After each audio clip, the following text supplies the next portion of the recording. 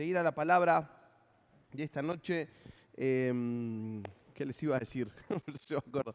Bien, ore por nosotros la semana que viene.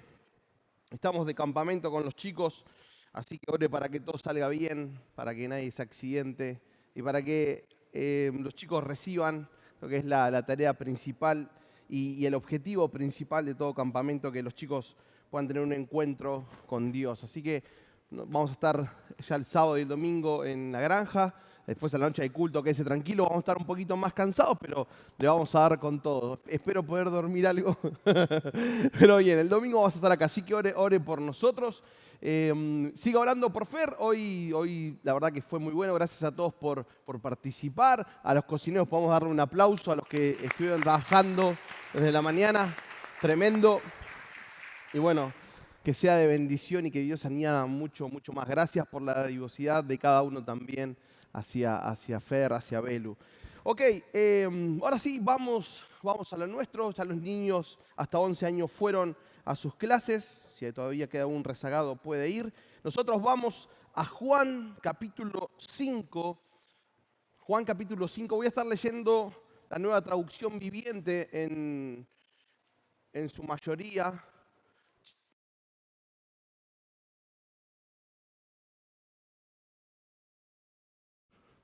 Juan capítulo 5, desde el versículo 1 al 15. Voy a estar leyendo Nueva Traducción Viviente. Si usted lo busca, si usted no lo tiene aquí lo puede ver. Juan capítulo 5, desde el versículo 1 al 15 dice: Después Jesús regresó a Jerusalén para la celebración de uno de los días sagrados de los judíos. Dentro de la ciudad, cerca de la puerta de las ovejas, se encontraba el estanque de Betesda, que tenía 5 pórticos cubiertos. Una multitud de enfermos, ciegos, cojos, paralíticos estaban tendidos en los pórticos. Uno de ellos era un hombre que hacía 38 años que estaba enfermo. Cuando Jesús lo vio y supo que hacía tanto que padecía la enfermedad, le preguntó: ¿te gustaría recuperar la salud? Es que no puedo, Señor, contestó el enfermo, porque no tengo a nadie que me meta en el estanque cuando se agita el agua. Siempre alguien llega antes que yo. Jesús le dijo: ponte de pie, toma tu camilla y anda. Y al instante el hombre quedó sano, enrolló la camilla y comenzó a caminar. Pero ese milagro sucedió el día de descanso. Así que los líderes judíos protestaron. Le dijeron al hombre que había sido sanado: no puedes trabajar el día de descanso, la ley no te permite cargar esa camilla. Pero él le respondió: el hombre que me sanó me dijo: toma tu camilla y anda. ¿Quién te dijo semejante cosa?, le exigieron. El hombre no lo sabía porque Jesús había desaparecido entre la multitud. Pero después Jesús lo encontró en el templo y le dijo: ya estás sano, así que deja de pecar, o podría sucederte algo mucho peor. Entonces el hombre fue a ver a los líderes judíos y les dijo que era Jesús quien lo había sanado. ¿Qué le parece si oramos en esta noche? Padre, gracias te damos por este día tan hermoso, gracias por el privilegio del trabajo, gracias por la fuerza que les das a cada uno de mis hermanos y gracias por sobre todas las cosas, por la palabra que hoy podemos escuchar. Señor, palabra que viene desde tu corazón, Señor, a nuestra vida. Te pedimos que sean abiertos, iluminados los ojos de nuestro entendimiento para que tu palabra sea marcando nuestro corazón, marcando nuestras decisiones, nuestro carácter. Que tu palabra, Señor, dé el fruto por el cual es enviada. Que tu palabra haga cambios, Señor, estragos donde hay que cambiar mucho, Señor. Que sea tu palabra avivando nuestros corazones. Espíritu Santo, te necesito y te pido que sea tu presencia, tu unción, tu autoridad para predicar esta palabra, Señor. Usa mi vida en esta noche con poder. Queremos escucharte hablar a nuestro corazón, Señor. Gracias en el nombre poderoso de Jesús. Amén y amén. Quiero leer solo unos versículos, solo desde el versículo 5 al versículo 6. Dice: uno de ellos era un hombre que hacía 38 años que estaba enfermo. Cuando Jesús lo vio y supo que hacía tanto que padecía la enfermedad, le preguntó: ¿te gustaría recuperar la salud? Le puse como título al sermón de esta noche: lo que nadie más puede hacer. Lo que nadie más puede hacer. Esta historia se produce en el contexto que leíamos en el día de reposo, en el día de descanso. Y Jesús hace este milagro que leímos. Y claro, los líderes religiosos, los judíos, estaban sacados porque no se podía hacer trabajos, no se podía hacer nada, y de pronto este paralítico se le ocurría levantar su camilla, ¿no? Y salir a caminar, y no se puede. ¿Y quién lo hizo, no? ¿Y por qué lo hizo? Porque la pregunta venía a eso. Ahora, me encanta que el versículo 17 del mismo pasaje dice, Jesús le responde, mi Padre siempre que trabaja. Mi Padre siempre trabaja. Mi Padre siempre y yo. Mi Padre siempre trabaja y yo también. En el Génesis hubo un día donde no hubo creación. Hubo un día donde dice la Biblia que Dios descansó, pero la obra de Dios no cesó. Por más que hubo días de reposo, donde no hubo creación, donde no hubo algo visible, y como cantábamos recién, aunque no pueda ver, está sobrando. El obrar de Dios nunca, pero nunca cesó. Y Jesús lo dice, mi Padre siempre trabaja, y siempre está trabajando, y yo también. En este día del trabajador, mi Padre siempre trabaja y yo también. Entender que Dios está obrando en las vidas y pone todo de sí para que se produzca el cambio, y pone todo lo mejor, como decimos, para que el cambio se manifieste. Pero Dios no va a trabajar en aquellas cosas en las que nosotros no le permitimos. Dios no va a ir a trabajar por nosotros. Dios no va a tratar bien a tu esposa por vos. Dios no va a tratar bien a tu esposo por vos. Dios no va a cuidar bien a tus hijos por vos. Digo, obvio que Él lo hace, pero tus acciones nadie más las puede hacer. Hay algo que nadie más puede hacer. Y Dios está dispuesto a obrar, pero si nosotros no le permitimos, si nosotros no cedemos a ese proceso, claramente nada va a pasar. Porque depende exclusivamente de nosotros. Depende del margen que le demos a Dios para obrar en nuestra vida. La Biblia misma dice que Jesús no pudo hacer muchos milagros donde nació. ¿Por qué? Porque lo subestimaron. Era el pibe del carpintero. Y era el mismo Jesús. Ahora, Dios está obrando, Dios trabaja, y trabaja en todos aquellos que se lo permiten. Y en los que no va a obligarnos. Hay algo que solo nosotros podemos hacer, y es permitirle a Dios que trabaje con su proceso en nuestras vidas y nosotros trabajar en pos de eso. Por eso quiero hablarte de esto. Trabajemos en los cambios propuestos por Dios. Trabajemos en los cambios propuestos por Dios. Dice el versículo 6, cuando Jesús lo vio y supo que hacía tanto que padecía la enfermedad, le preguntó, ¿te gustaría recuperar la salud? O sea, a simple vista uno puede decir, la respuesta es obvia. 38 años que estaba lisiado. ¿Qué pregunta, discúlpeme la expresión, más tonta? ¿Qué pregunta más absurda podría decir alguien? O sea, Jesús 38 años está postrado y le preguntás si quiere ser sano. ¿Te parece que es una buena pregunta? Es como subirse al taxi y preguntarle al taxista de qué trabaja. O sea, esas preguntas que uno dice, ¿para qué las haces? Si es obvio. Ahora la pregunta ¿es obvio? ¿Es obvia la respuesta a esta pregunta? No es obvia la respuesta a esta pregunta. Porque se dice que el tiempo lo cura todo, pero muchos olvidan que si no hay un cuidado correcto, el tiempo también puede echarlo a perder todo. Si no hay el cuidado correcto, el tiempo también puede echarlo a perder todo. ¿Cuántas veces repetimos la frase, esta es la última vez? Esta es la última vez. Esta es la última vez que me pasa esto. Esta es la última vez que hago tal cosa. Esta es la última vez que digo y no hago, o que prometo. Esta es la última vez que me pasa esto. Esta es la última vez que me equivoco. ¿Cuántas veces repetimos esa frase? Y nada parece cambiar, ¿no? 38 años este paralítico vio su vida pasar sumido en la misma condición. 38 años de su vida viendo pasar a los demás y él viendo la misma condición en sus piernas y en su vida.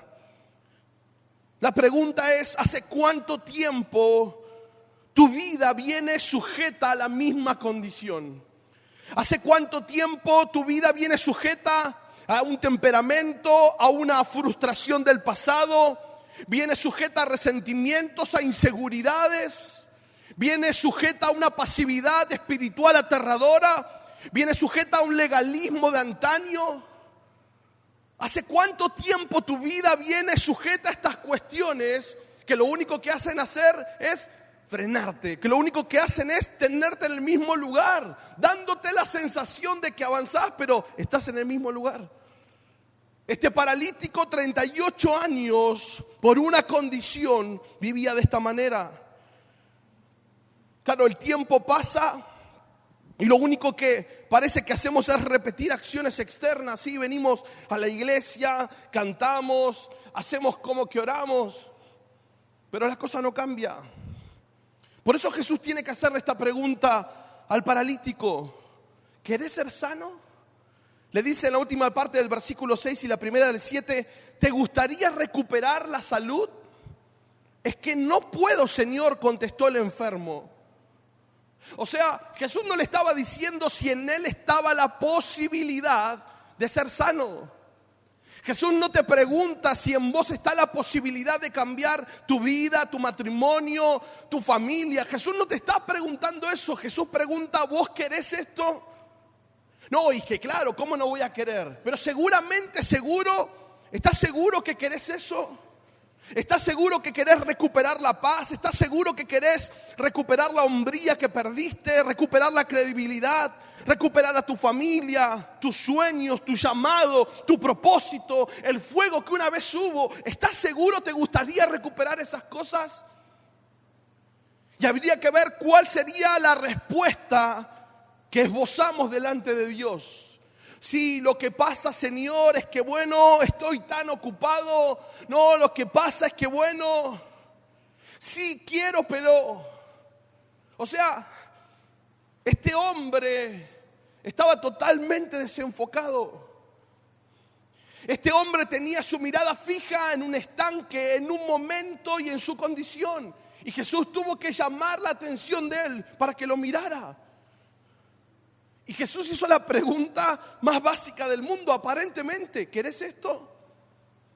Porque quizás la respuesta rápida es sí, quiero eso, quiero tal cosa, quiero que cambie esto, quiero dejar de ser de esta manera, quiero cambiar en mi personalidad, quiero cambiar en mi trato, quiero cambiar en un montón de cosas. Pero se ve reflejado en nuestras acciones, porque del dicho al hecho hay un gran... ¿Se da cuenta? Porque claro, todos queremos cambiar, todos queremos lo mejor, pero seguramente o sinceramente eso es lo que queremos. Por eso Jesús le pregunta a este paralítico: ¿querés ser sano? ¿Querés ser sano? ¿Querés recuperar lo que mencionaba hace un rato o quién sabe qué cosas? Y la pregunta obliga a un análisis interno. Porque entendemos lo que nos falta, sabemos de qué cosas carecemos, sabemos en dónde cojea nuestra vida, nuestra alma, sabemos qué cosas estamos haciendo mal. La pregunta es, sinceramente, ¿querés cambiar eso? Hay un deseo genuino de pegar un giro de 180 y cambiar esta situación, cambiar ese temperamento, ese carácter, esas contestaciones, esa forma negativa de pensar. Esa frialdad espiritual, ¿verdaderamente querés cambiarlo? Y uno dice, bueno, déjame que lo piense un poco más. Una historia más que conocida es la del faraón en Éxodo capítulo 8, versículo 8. Cuando llega la plaga de las ranas, asqueroso, lleno, infestado. Si me quejo de las hormigas en casa, no me quiero imaginar lo que sería lo mismo de ranas. No salgo, ¿no? Terrible. Y Egipto estaba atestada de sapos. Y dice el versículo 8, entonces el faraón mandó a llamar a Moisés y a Aarón. ¿Y qué dice? ¿Qué dice fuerte? Le suplicó. O sea, verdaderamente ese hombre quería cambiar. Le estaba suplicando, por favor, te lo pido, es lo que más deseo. Rueguen al Señor que quite las ranas de mí y de mi gente. Y yo voy a dejar salir a su pueblo para que ofrezca sacrificios al Señor. Le estaba suplicando. ¿Quién no oiría una súplica? ¿Quién sería tan malo de desestimar una súplica? Entonces, versículo 9 dice Moisés, bueno, fija la hora. ¿A qué hora querés que la cosa cambie? Y uno que respondería, ya, ¿no? Ya. Pastor, ¿puedo orar por esto y que cambie ya? Sería increíble, ¿no? Uno diría, roga al Señor, por favor, te estoy suplicando que la cosa cambie. Y Moisés dice, bueno, decime a qué hora querés que se corte. Mire el poder que tenía este tipo, ¿no? Tenía que decirle la hora.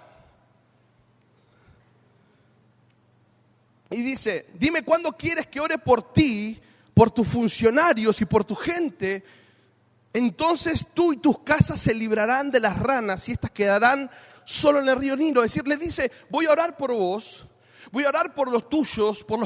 Y esta situación que tanto te está complicando, esta situación por la cual aparentemente hay un deseo de cambiar y una súplica genuina, se va a dar. ¿Y qué dice el versículo 10? Háganlo mañana mismo. O sea, ¿me estás cargando? No, es que quiero que mi vida cambie, quiero que la cosa cambie, quiero cambiar, quiero ordenar, quiero... ¿Cuándo? Mañana está bien, mañana, creo que sí, la semana que viene, tranquilo. O sea, porque creo que a veces Dios se siente así de descolocado. Porque nos lloramos todo, nos quebrantamos un culto en una prédica, cantamos a moco tendido, que el Señor nos cambie, que lo necesitamos, pero después en acciones nos tomamos nuestro tiempo. No, bueno, y siempre hay una excusa, siempre hay una excusa. Siempre tenemos una excusa para justificar por qué no, para justificar por qué todavía no se dio. Los cambios de hoy son la bendición de mañana. Es el impacto de los tiempos venideros. Cuando Jesús pregunta algo a nuestra vida, cuando Jesús cuestiona algo de nuestra vida, no es para exponernos, sino porque algo quiere hacer. No es para mandarnos al frente, para avergonzarnos, sino porque algo quiere hacer. Cuando Jesús pregunta, cuando Jesús cuestiona cosas de nuestra vida, de nuestra forma de ser, de las cosas que estamos decidiendo, es porque Él quiere hacer algo. Déjenme leerles un solo versículo, Juan 6, 5 al 6. Enseguida Jesús vio que una gran multitud venía a su encuentro. Dirigiéndose a Felipe le preguntó, ¿dónde podemos comprar pan para alimentar a toda esta gente? Lo estaba poniendo a prueba porque Jesús ya sabía lo que iba a hacer. Cuando Jesús cuestiona algo de nosotros, no se sienta con nosotros a ver si llegamos a la respuesta. Es que Él ya sabe lo que tiene que hacer. El tema es que nosotros nos demos cuenta y le permitamos hacer lo que quiere hacer, valga la redundancia. Dios habla constantemente a nuestra vida, pero Dios no va a hacer lo que solo nosotros podemos hacer, que es someternos a ese proceso de cambio. Tomar lo que viene del Padre, lo que Él ya nos dio, y hacerlo real en nuestra vida. Trabajemos en los cambios propuestos por Dios. Ahora, trabajemos en la obediencia a Dios. Dice el versículo 8 y 9, Jesús le dijo, ponte de pie, toma tu camilla y anda. Al instante el hombre quedó sano, enrolló la camilla y comenzó a caminar. Pero ese milagro sucedió el día de descanso. 38 años sobre una situación que literalmente no le permitía avanzar. 38 años sobre una situación que no le permitía ser distinto. Creo que a veces no dimensionamos los beneficios de la obediencia a Dios. Creo que a veces subestimamos los beneficios de la obediencia. Uno dice, no, pastor, si yo amo a Dios, ¿cómo? Pero a veces no le hacemos caso. Nos habla y queda ahí. Nos cuesta ver cómo una situación en nuestra vida puede estancarnos. Cuando Dios habla, lo mejor es obedecer. Cuando Dios habla, nos conviene obedecer. Nos hace bien obedecer. Nos hace bien. La palabra de Dios siempre es en beneficio de nuestra vida, en beneficio de nuestra familia, de todo lo que nos rodea. Es en beneficio de nosotros. Siempre. Ahora, Jesús le marca 3 acciones. 3 acciones le dice. La primera que le dice es, ponete de pie. Ponete de pie. Porque esa situación que no se trabaja, esa situación que no procuramos quitarla o no procuramos presentarla a Dios, no procuramos ponerla en ese proceso, esa situación nos tira abajo, Y el diablo siempre desea, pero siempre, no te lo olvides nunca, siempre el diablo desea nuestra ruina. Siempre el diablo desea que nos vaya mal, que seamos destruidos en lo sentimental, en lo anímico, en lo espiritual, en lo económico, en la salud. El diablo busca destruirnos como sea. Y Jesús le dice, ponete de pie. Ponete de pie. El diablo desea vernos derrotados, vencidos. Por eso en obediencia le dice, ponete de pie. Ponete de pie, levántate. ¿Por qué? Porque el Señor continúa trabajando. El Señor está siempre trabajando y está dispuesto a tomar tu caso y el mío para obrar. Pero requiere que nos aferremos a esa palabra. Requiere que creamos esa palabra. Y que en esa palabra que dijo nos pongamos de pie. Es como Pedro, ¿no? Dice Pedro, no pescamos nada, pero en tu palabra voy a echar la red. Señor, si sos vos, mandá que yo vaya a decir una palabra al centurión. Señor, solo di la palabra, ¿no? Solo vos decís la palabra, ¿no? Y se va a hacer. Es una palabra. Y Jesús le dice, ponete de pie. Y hay muchas situaciones que hoy estamos viviendo que no dimensionamos cómo pueden afectar negativamente a nuestra familia, a nuestros hijos, a nuestro matrimonio. Y tu familia necesita que te pongas de pie. Tu matrimonio necesita que te pongas de pie. Tus hijos lo necesitan. Tu papá lo necesita. Tu entorno necesita, tu trabajo, que te pongas de pie. No estamos derrotados. Porque el Señor es el que nos tiene de la mano derecha. Y es el que nos dice, tranquilo, yo te ayudo. Y le dice, ponete de pie. Ahora no solamente le dice, ponete de pie y toma tu camilla. Toma tu camilla. Eso es lo segundo que le dice. Estuviste echado en eso mucho tiempo. Estuviste echado en esa situación mucho tiempo. Estuviste en ese estado de pasividad mucho tiempo. Estuviste viendo la misma realidad mucho tiempo. Es hora de que agarres con tus manos y te pongas a trabajar, que pongas manos a la obra. Le dice, toma tu camilla, que nadie más la levante. Esa es tuya, levántala. Ponete de pie y levanta tu camilla.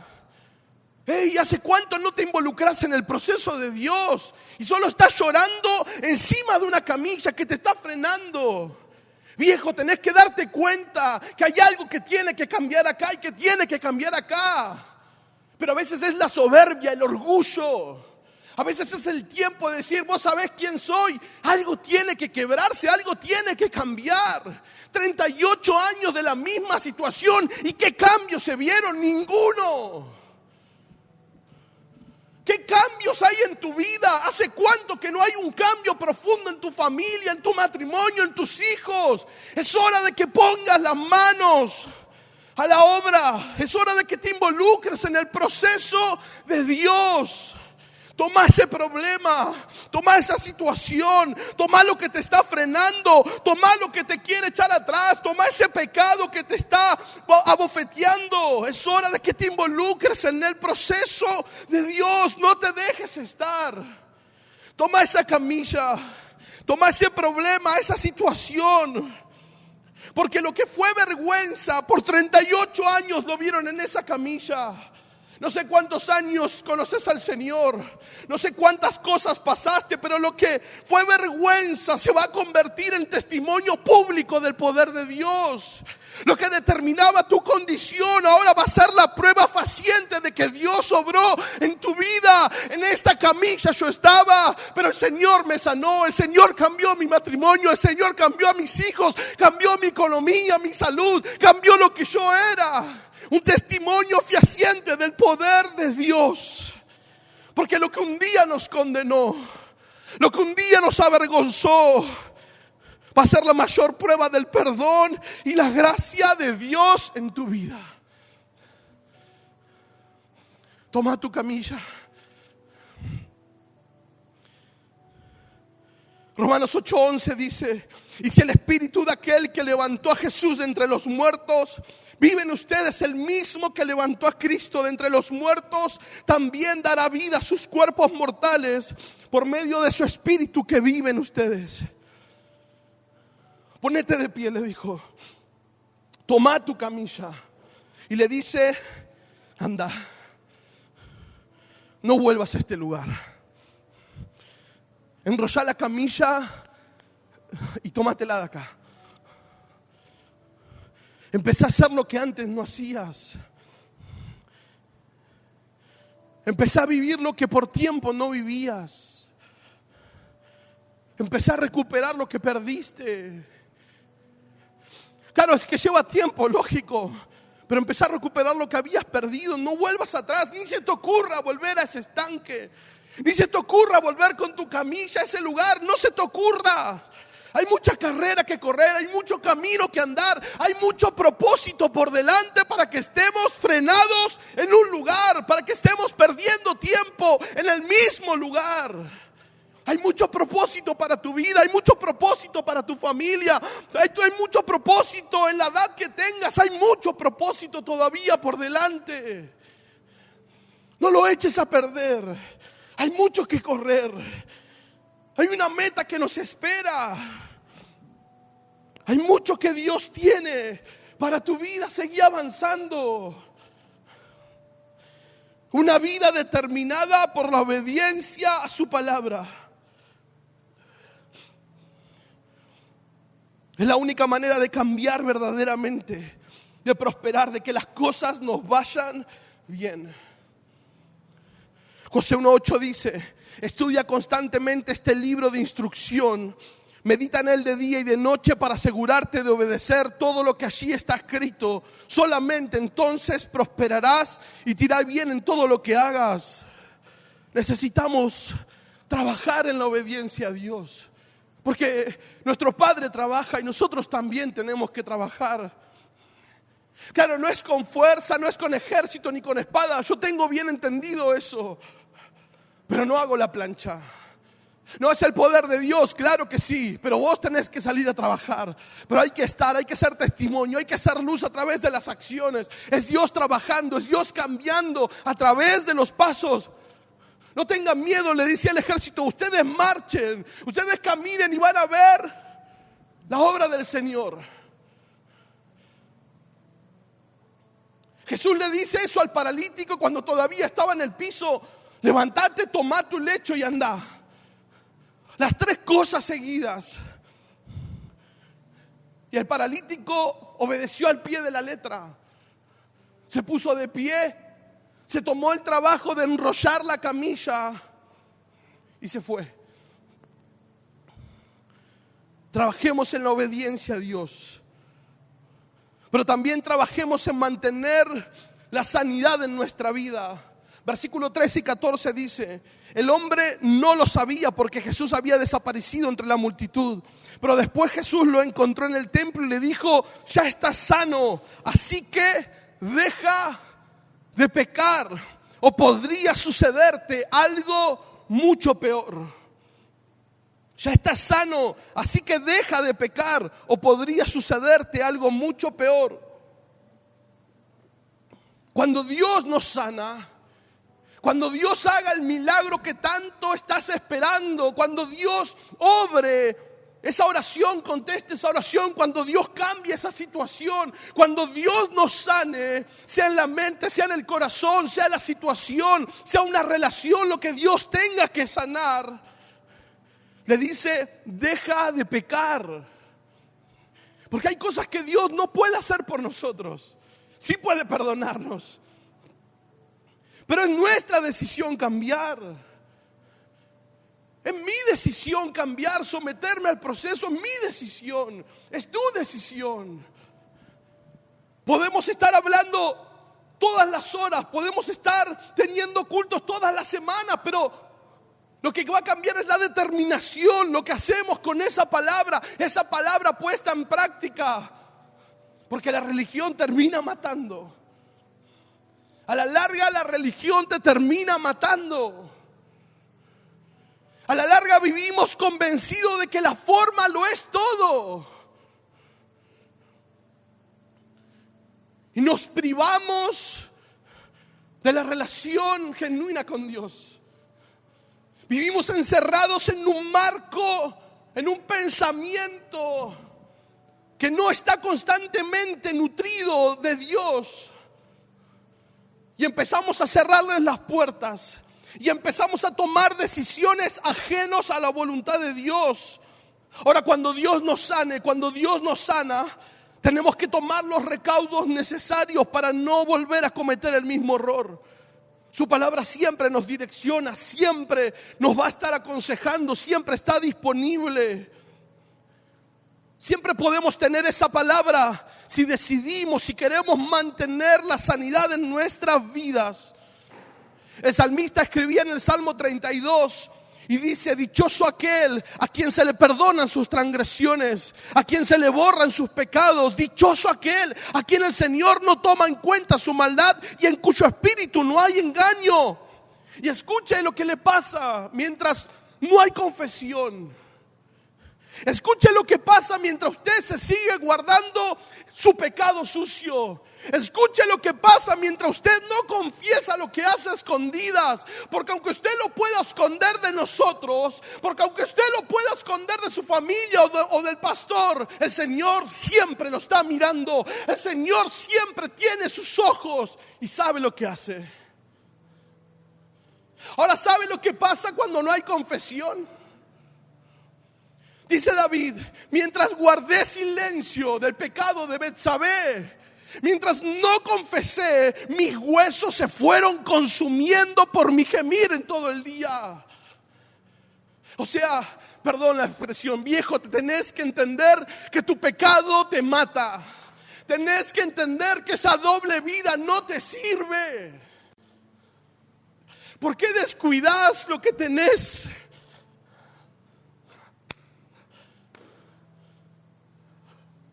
Parece que tenemos que terminar de perder todo para valorarlo. Parece que tenemos que terminar de perder lo que tenemos para valorarlo. Y dice: Señor, mientras yo guardé silencio, mientras no confesé mi pecado, que Él ya lo había visto, se consumieron mis huesos. Mi fuerza se fue debilitando como al calor del verano, porque día y noche tu mano pesaba sobre mí. O sea, fíjense la misericordia y la gracia de este pasaje. Vení, Mauricio, un segundo. Dice: Señor, mientras yo no hablé, mientras yo no confesé, dice, se envejecieron mis huesos. Y uno dice: bueno, está en pecado, así que el Señor está bien lejos. Porque claro, está en pecado. No, pero David dice: mi fuerza se fue debilitando como al calor del verano. Porque dice, porque día y noche, que dice, pesaba tu mano sobre mí. Y a veces uno piensa que es como el Señor queriéndonos aplastar por nuestro pecado. Pero uno se olvida que Dios nos ama tanto. Uno se olvida que Dios siempre está con nosotros. Y sinceramente, si yo no estoy a cuenta con Dios, el abrazo de Dios me termina pesando. No porque Él es malo, no porque quiera avergonzarme ni matarme. Y si Él camina conmigo y ve lo que hago. Y David dice, es que ese abrazo, esa mano sobre mí me empezó a pesar tanto. Claro, es que tenemos que trabajar en mantener la sanidad. Es que Dios te puede hablar, y Dios nos habla, es que Dios nos ama. Pero tenemos que mantener en trabajar esa sanidad del corazón, esa sanidad del alma. Jesús no quiso asustar al paralítico diciéndole, si pecas seguramente te va a pasar algo peor en el cuerpo. No, la peor parálisis que nos puede suceder en nuestra vida es producida por el pecado. Es una parálisis espiritual, es la parálisis que no se ve. Esa es la peor de las parálisis. Lisiados del corazón, lisiados en la santidad, lisiados en las emociones. Valoramos la sanidad cuando nos enfermamos. Valoramos la bendición de la comunión cuando lamentablemente se quebró. Valoramos la paz cuando hay guerra. Valoramos las cosas cuando las perdemos. ¿Por qué tenemos que llegar a estos extremos? No lleguemos a la enfermedad de nuestra alma por no haber valorado a tiempo la sanidad de Dios, por no haber valorado a tiempo lo que Dios nos estaba hablando, por haber sido orgullosos. Pero David tiene ese momento y entiende lo poderoso de la confesión. Y sigue diciendo el salmista en el versículo 5, pero te confesé mi pecado y no te oculté mi maldad. Dije, voy a confesar mis transgresiones al Señor. ¿Y qué dice? Tú perdonaste mi maldad y mi pecado. Así nomás. Por eso los fieles te invocan en momentos de angustia. Caudalosas aguas podrán desbordarse, pero ellos no los alcanzarán. Tú eres mi refugio. Tú me protegerás del peligro y me rodeas con cánticos de liberación. El Señor dice, yo te voy a instruir, yo te voy a mostrar el camino que tenés que seguir, yo te voy a dar consejos y voy a velar por vos. No seas como el mulo o el caballo que no tienen discernimiento. En otras palabras, no seas tonto, cuyo brío hay que domar con brida y freno para acercarlos a ti. Muchas son las calamidades de los malvados, pero el gran amor del Señor envuelve a los que no confían. ¡Qué belleza! Ven, China. Es decir, y me faltan las manos, ¿no? Pero dice, el gran amor del Señor, que dice, envuelve a los que en Él confían. Y el Señor es muchísimo más grande de lo que soy yo. Pero dice eso, muchas son las calamidades de los malvados, pero el gran amor del Señor envuelve a los que en Él confían. Alégrense ustedes los justos, regocíjense en el Señor, canten todos ustedes los rectos de corazón. Así de eso se trata. Trabajar en mantener la sanidad de nuestra vida. Trabajemos en los cambios propuestos por Dios. Trabajemos en la obediencia a Dios. Trabajemos en mantener la sanidad de nuestra vida. Tan sencillo, tan básico. Pero hay algo que nadie más puede hacer, porque lo tenés que hacer vos, lo tengo que hacer yo. Si yo no cuido mi vida espiritual, ninguno de ustedes puede cuidarla por mí. Si vos no cuidas tu vida espiritual, ninguno de los que está acá puede cuidarla por vos. Pero por eso decimos que tenemos que trabajar en los cambios propuestos por Dios, en la obediencia a Dios y en mantener la sanidad de nuestra vida. ¿Qué le parece si estamos de pie y oramos? Señor, gracias te damos. Gracias por tu presencia, por tu persona. Gracias, Señor, por todas las cosas que estás haciendo. Gracias, Padre del cielo, porque siempre hay una palabra para nuestro corazón. Señor, gracias porque siempre hay una dirección para nuestra familia, para nuestra situación, para nuestro matrimonio, el trabajo. Señor, para las situaciones que cargamos por dentro y que no hemos resuelto. Gracias porque siempre está tu mano de favor, Señor, para interceder a nuestras vidas, pero también depende de lo que nosotros podamos, Señor, dejarte obrar. Depende de lo que nosotros, Señor, te dejemos hacer. Depende de lo que nosotros, Señor, te dejemos. Por eso es la pregunta tan radical: ¿estás queriendo eso que venís orando? ¿Estás queriendo verdaderamente cambiar? ¿Estás queriendo verdaderamente ser otro, ser otra? ¿Estás verdaderamente decidiendo y queriendo dejar ese pecado, dejar esa situación, empezar a tratar bien a tus hijos, a tus papás, empezar a hacer las cosas bien en el trabajo, en tu emprendimiento, en el negocio? ¿Es un deseo? O quizás puede ser mañana. No, mañana mejor. Mañana ordeno mis cosas. No, está bien, sí lo quiero hoy, pero mañana podría ser. Y así vivimos postergando la decisión. Y así vivimos postergando el cambio, cuando Dios está dispuesto a trabajar siempre en tu vida. Cuando Dios tiene todo listo, vos solo le decís y Él pone manos a la obra.